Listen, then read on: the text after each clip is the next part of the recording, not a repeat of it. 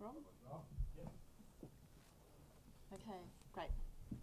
Well, good morning everybody and welcome to this, our first media conference for the C20 as part of the G20 Leaders Summit 2014.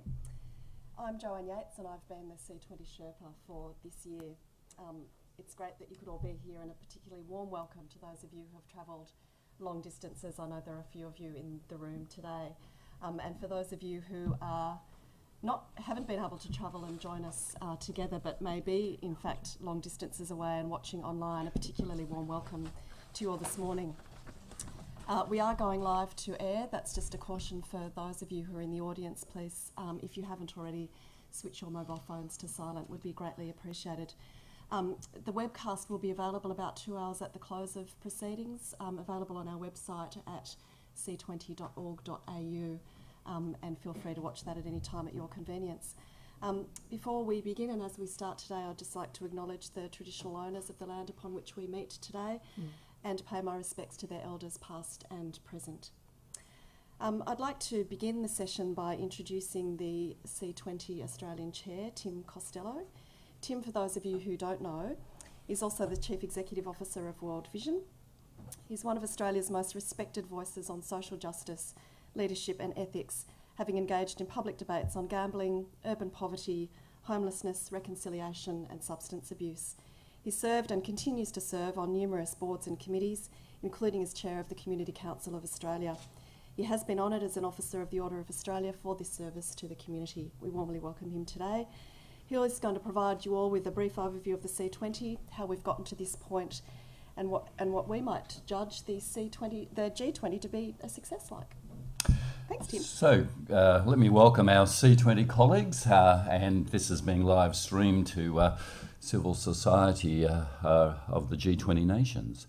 Look, we're really excited now that we are here because civil society, which had a summit in June and produced a set of statements and recommendations, believes that G20 needs to succeed.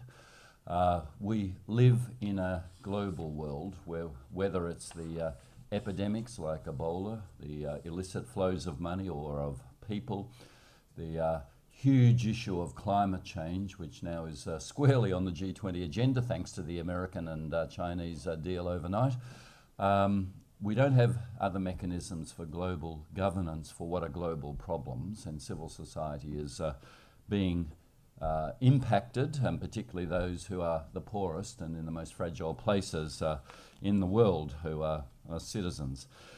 So the excitement will be tempered by whether there is really robust and imaginative leadership at this G20, and we're urging leaders to lead, to not disappoint, to overcome the trust deficit, much bigger than any budget deficit, between them and the people they govern. When less than or a third of people turn out for American elections, you can see the trust deficit is pretty profound. This is the moment for leaders to actually lead with global problems. Very simply, the recommendations that we have for the G20 are organised around the notion of fairness.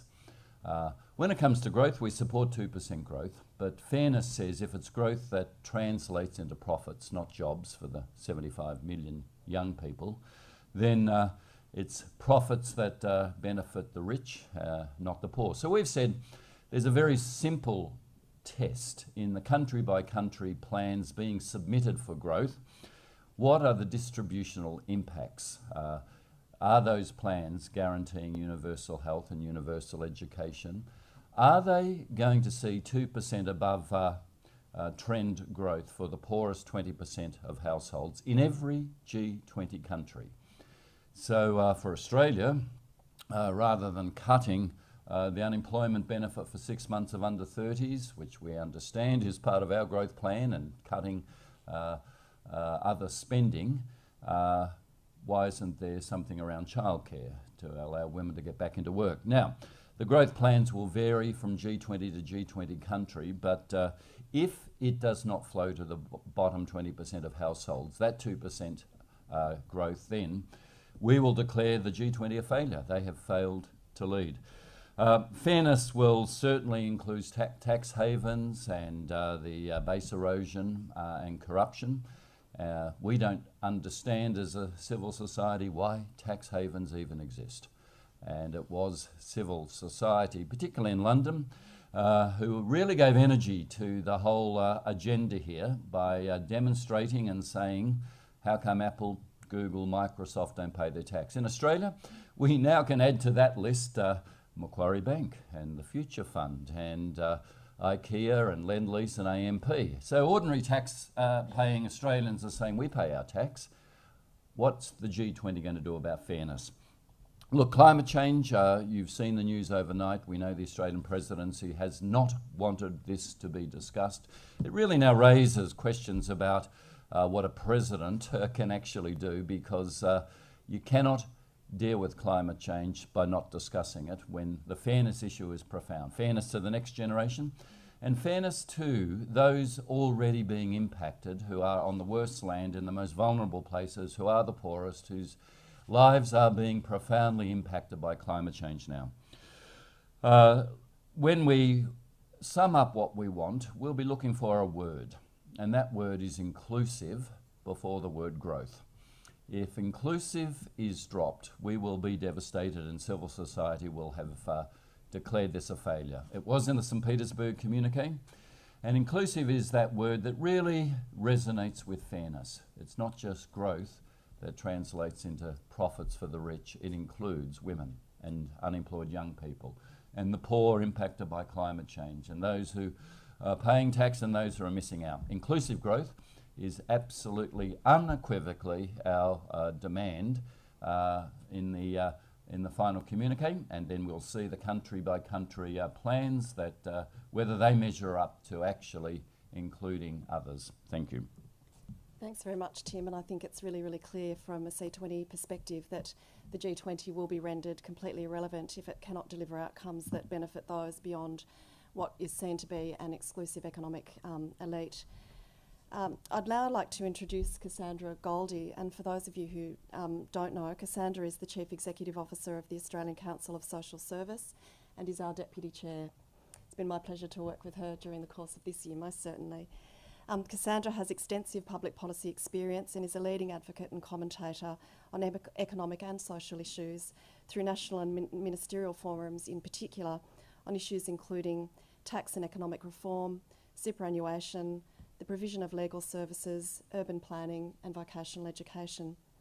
Cass will provide us all with some more detail about our specific recommendations before we open the floor for questions. Cass.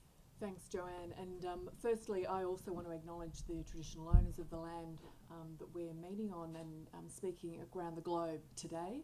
I think in the Australian context, the leadership of Aboriginal and Torres Strait Islander people is so crucially important in reminding us of why we are so determined as civil society to be a part of this important endeavour by global leaders to make sure that our economic settings, that our financial systems are genuinely delivering on the most critical issues around the globe, and for those local communities where people are not doing well, where people are not getting enough to eat, where people are not getting the job opportunities, where people are not benefiting from the growth that has already been achieved.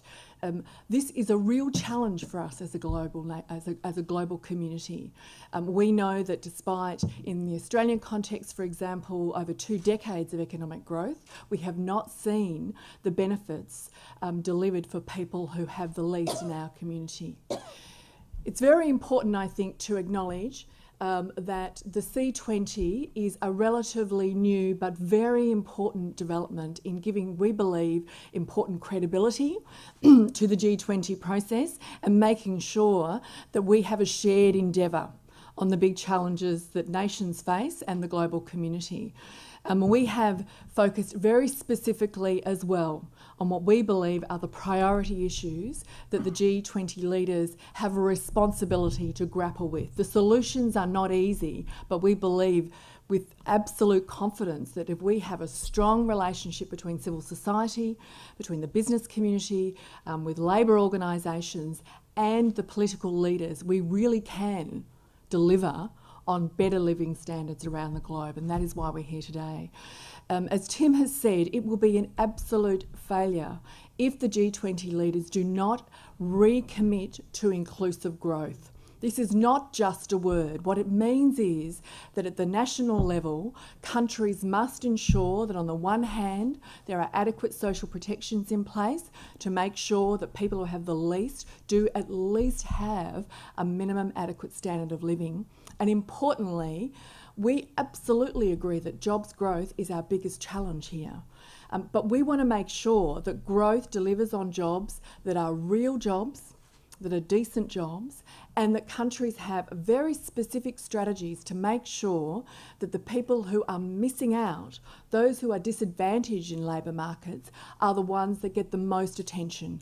We are absolutely backing the gender equality target of ensuring that by 2025 we have an increase of by 25% of women in the labour market. There are around the globe so many households that are women-led, where children are absolutely dependent on the economic independence of the women, of the carers in those communities. This is a very important agenda socially, and obviously, it's also a very important agenda economically. We also are deeply concerned about the 600 million young people around the globe who are not getting their first break, that first chance to be economically independent and to get a job. The Australia is not alone, has this challenge. We know right now we have a rise in youth unemployment, and the last thing we need to see is a government go ahead and cut income support for young people 6 months at a time as a growth strategy to deliver on employment outcomes for young people. We want to see the Australian government come to the table and commit to proper investment in education, in training, in opening up those job opportunities and working with business, because we believe business leaders are a crucial part of this, and that's why we've been delighted to work so closely with business leaders on a positive agenda around lifting up the employment opportunities for young people here in Australia and obviously, importantly, right around the globe. For us, climate change has to be spoken about. It has to be a crucial part of the discussion about economic development, about social opportunity, and importantly about the sustainability of the globe for generations now and into the future. We are very concerned if we have an Australian presidency that is not prepared to talk about climate change and not prepared to come to the table with strong commitments around clear, effective action on climate change and on renewable energy targets. It's very important that we demonstrate that we follow the exciting development of the US and China and build the mobilisation determined to take effective action. We welcome the Australian government's leadership on addressing the international taxation environment. As Tim has said, it is a problem everywhere. It's a problem everywhere, including in Australia. So the base erosion and profit shifting agenda is absolutely the right way to go, and we are urging business leaders to support this, to not say we are committed to it, but then in reality we have to implement these universal standards so that we have open, transparent recognition of where corporations are making their money and where they are paying their tax. If we have transparency, we assure you civil society will do our job. We will advocate and put pressure on businesses around the globe to say you have to act with fairness and ensure that you are paying your fair share of tax. But we need to see the numbers. We agree with the Australian government that infrastructure investment is vital to good economic growth. But we must make sure that we learn the lessons from the past, that we cannot have infrastructure development which is essentially developed behind closed doors, where there are high levels of corruption, where there is devastation of local communities, and we have seriously negative environmental impacts.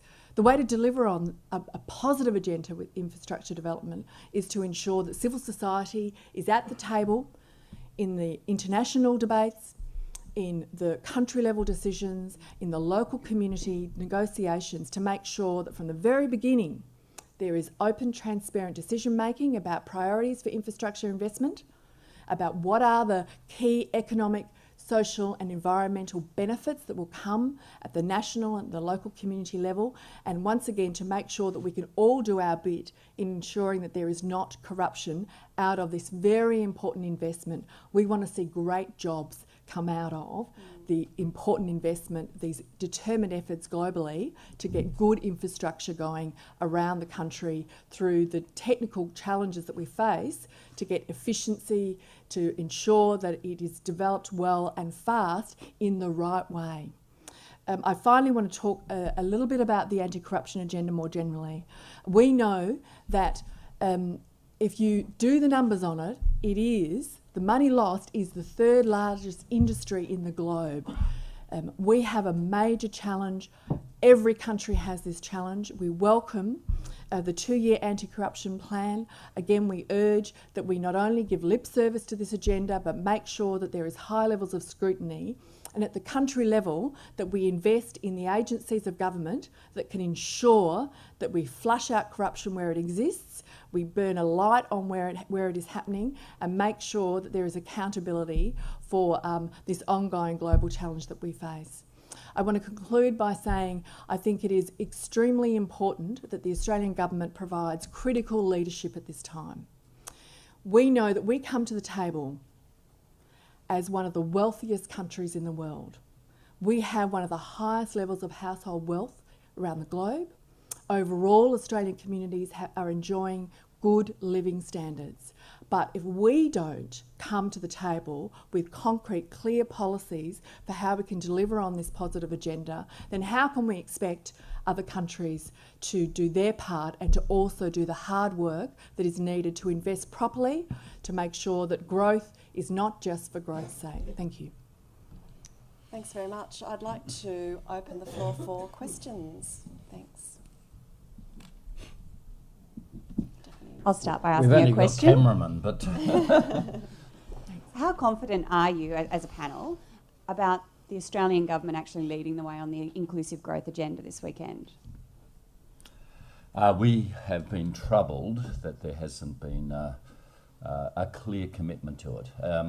When I addressed the Labor ministers, they were, including the Australian Labor Minister, Senator Abetz, pretty clear that inclusive growth was really important. We said, look, you need to understand finance ministers are out there saying we'll just go for growth because any qualifications like inclusive may compromise growth, and it's your portfolios, Labor and jobs, that's going to suffer if you can't stand up to your finance ministers. So I think there is a contest even within the Australian government about this.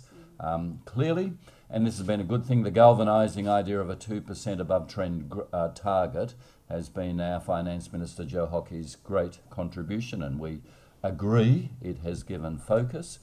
But it's a sleight of hand if you then say, yeah, we got to 2%, we dropped the word inclusive. It actually didn't really flow to the sorts of people that civil society is saying are the most vulnerable. And we're not confident that it's going to get in, but we are certainly of the view that other nations, other G20 nations, will be, we believe, applying pressure that this not be dropped. If the Australian presidency doesn't bring as a strong position a further commitment to inclusive growth, it will be ignoring not only the voice of civil society, but the voice of the IMF, the voice of the OECD, the voice of many other countries that absolutely recognise that even if the only thing you're concerned about is economic growth, then you must ensure that you are addressing inequality and that you are reducing the level of poverty within a country. It is now absolutely a shared agreement across the economic commentators and those global experts about what is needed in terms of ensuring ongoing economic sustainability, that you must reverse the trend of a rise in inequality. so that there is a concentration. We have to stop the concentration of wealth in the hands of a very few and make sure that we have the right policies to ensure that on the one hand, the people who have the least, their living standards are actively increased, and to ensure that there is a balanced distribution, because that is the best way to ensure that we have real economies, we have real new business growth, small business, the opportunity to make the break, to move into generating your own further income to stimulate the economy. Of course, for us, we are deeply concerned about the social implications, because we know that people who do not have enough income, who live in poverty, have far worse health outcomes, educational outcomes. The future generations are clearly at risk. So this is a very important agenda on the economics and on the social implications as well. When you talk about accessibility and inclusiveness, the role of the C20 in this year's G20 has been a developing one. Do you feel that the governments of the G20 nations, and particularly Australia as a presidency, have been engaging well with the issues of civil society? Yeah, I think we've made huge progress when you think that C20 really was formally established by Vladimir Putin, whose ships are steaming toward Queensland as I speak. So it's a little bit of an irony that Vladimir Putin, who's been a figure in Australian consciousness since MH17 and the obscenity of being shot down, was really the father, if you like, of civil society getting embedded. But other nations have picked it up. The Turkish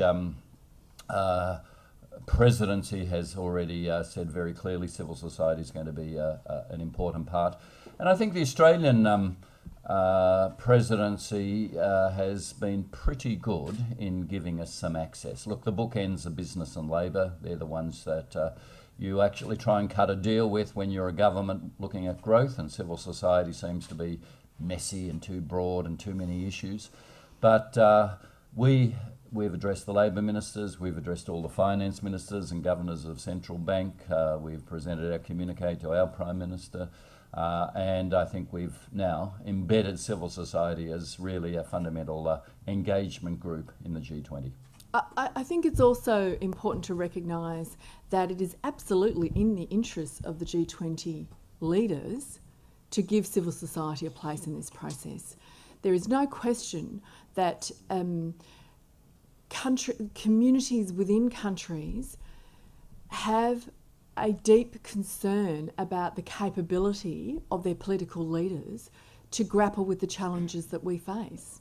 There is a real challenge for leaders to have credibility and to have the level of trust that is needed in order for us to work together on some of these big challenges, including addressing poverty and inequality and climate change. So it is in the G20 leaders' interests for civil society to be embedded within this discussion, because outside of this room, outside of Brisbane, outside of Australia, civil society is watching and waiting to see, will this event help to turn the tide on that perception and reality that overwhelmingly growth has delivered for far too many of the few at the high end, and that we haven't seen the kind of equitable improvement of the lives of people, particularly those who are the most impoverished. Right now in Australia, as one of the wealthiest countries in the world, we have 2.5 million people living below the poverty line. 2.5 million people today are waiting to see, will the next few days be a turning point in ensuring that their lives, their opportunities are improved, or whether the big message out of the G20 leaders meeting is we're going to focus on the things that interest us, and there will be no obvious connection between the discussions around trade, around taxation reform, that will clearly come back to make sure that the 2.5 million people in Australia are, as you should be, the most important people in the minds of the leaders as they come together in the next couple of days.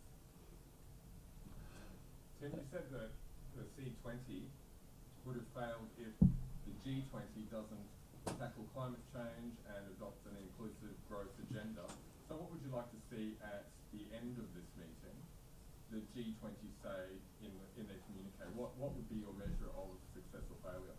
Well, on climate change, we know that the Australian position has been we don't want to move until the big players move. Well, last night they moved, and now it's irresistible that this has to be discussed at the G20. And the Australian line, well, this is not really an economic issue.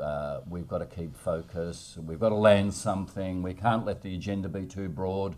There's Paris for climate change coming up. Well, the French here, along with the English and so many others, are saying we've got to get momentum. The momentum happened overnight, and I think the Australian presidency must yield on that.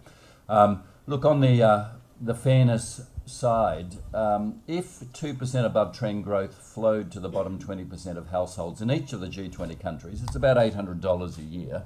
$800 over 5 years. That doesn't sound very much, but if you're in absolute poverty, trying to survive on $1.25 a day, $800 over 5 years, US that is life-saving. So that's why we are particularly zoning in on these issues and saying they must lead. If we get the commitment from the G20 leaders to both a growth target of 2% above trend and a commitment to increase the incomes of the bottom 20% by 2% as a consequence of that growth, we estimate that we would improve the lives of over 1 billion people, lifting people out of poverty. What an incredible achievement that would be. But if we don't have any comment on what the growth target will mean for people who don't have enough, then what is it for? Before the G20 started, the Australian government saying no climate change on the agenda. Barack Obama made it clear that he wanted it on the agenda. Do you think there was is there any coincidence that this deal has been struck so close, coming alongside the various scientific reports that have come so close to this G20 meeting? Has the Australian government been outmanoeuvred? I don't know the answer to that, but what I certainly know is that most G20 countries agree, because it's a large gathering, the consensus is we have to make the presidency, whoever it is, successful. We can't openly contradict. We mustn't shirt front them. We need to gently make it look a consensual success. Now, very clearly, many of the G20 nations have not been happy that it has been a small box agenda only on energy efficiency, not on climate change.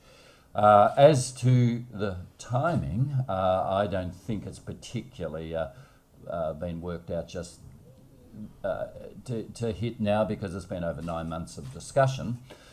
But in terms of the Australian presidency, it is a sort of psychological shirt front. It now says we have to discuss this. This is unambiguously on the agenda, and it'll be interesting to see how the Australian government and the presidency, their presidency, now responds. And I don't think we should underestimate the significance of the fact that for civil society, with all the diversity of views that have been around the table, around the globe, that on this very tight agenda that we have brought to the G20 meeting, climate change is front and centre. There is a reason for that. This is not an ancillary issue. It is absolutely crucial to growth, to reduction of poverty and inequality, and sustainability into the future. So the government must hear that. The other reason that it's so important is that the G20 is a political forum. It's not a policy-making forum. The group of 20 nations come together to talk about those issues that no other forums have been able to progress. It's about giving their political impetus to the key and pressing issues that need to be resolved. And quite clearly, climate change for years has been that one. We are incredibly sure that there will be added pressure now on the presidency to make sure that climate change will be referenced in the communique and referenced more than just an oblique reference to the UNCCC meeting next year. Can I ask a question about tax, which definitely will be on the agenda? And it's a sore issue for the average person who thinks that tax dodging and tax evasion are wrong. Tim, you said that, you know, why should tax havens even exist? What would you like to see, though, because there is a danger that the G20 will make decisions that suit them, because everyone wants to increase their tax base. What would you like to see come out of the meeting for all the nations outside the G20, particularly developing nations, that means that they will benefit from the new rules which probably will come into place? So we know that there's a strong anti-corruption agenda for the next 2 years. We want to make sure it's made public so we can organise around it. We know there's been some pushback reportedly from China on beneficial ownership, and we hope after APEC and the Chinese moves around putting corruption on the agenda, their position will have softened and we will get an outcome on beneficial ownership. When it comes to the base erosion and tax agenda, we know that the US, given that it's Apple, Starbucks, some of their big companies that have been targeted now with the Republican dominance of Congress, that they may not be as interested in really pushing through on the transparency agenda, on the agenda of country by country reporting, which will report multinational sales, profits, employees. We totally disagree that should be secret. Even the OECD says, oh, well, it could be arbitrary and unfair, a headline if you make this public. Transparency is the only route we've got to go. The fact that it took the Fin review and leaks from PricewaterhouseCoopers, they didn't leak it, they're embarrassed, out of Luxembourg for us to know the Australian companies doing this. Up till then, we even had the B20 here initially saying, oh no, tax shouldn't be a focus at G20, but Australia's got its house in order. Well, we now know it hasn't. And only transparency through country by country reporting that is public will give us some confidence and ability to organise. However, we know there may be some pushback on this, even though it's morally crystal clear from those who pay their tax and see government revenue shrinking that there needs to be transparency, and you can't have tax debates, as we're moving into in this country, without a clear reckoning of who pays and what the mix of taxes is and who's using tax shelters. And before we even talk about a GST and broadening or increasing, fix the tax shelters, fix the rorts that are going on. I think the other part about that, Amanda, the really crucial part, is the inclusion of developing nations in the whole work of the OECD. Civil society for a number of years, while we've been advancing the whole base erosion and profit shifting agenda, is really a call to have them included. This is not only for them to build capacity in order to be able to even start the processes of administering their own internal taxation administrations, but importantly for them to be able to know the amount of money that's being extracted. These are, some of the most poorest countries in the world. The irony is that they're very resource rich. So part of the transparency agenda around that, the publication of country by country reporting, particularly the extractives industries initiative, is about ensuring that those companies pay the taxes from the profits that they earn in the countries in which they earn them, and that's a really, really important part of that.